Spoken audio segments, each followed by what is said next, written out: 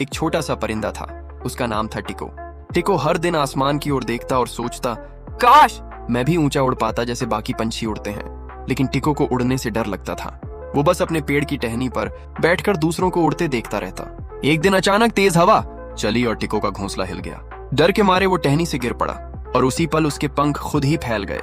वो हवा में झूल गया और धीरे धीरे उड़ने लगा। वो इतना खुश हुआ कि चिल्ला उठा, मैं उड़ सकता हूँ, मैं सच में उड़ सकता हूँ। उस दिन से टिको ने कभी डर को अपने सपनों के बीच नहीं आने दिया। सीख, कभी कभी जिंदगी हमें धक्का इसलिए देती है ताकि हम उड़ना सीख सकें।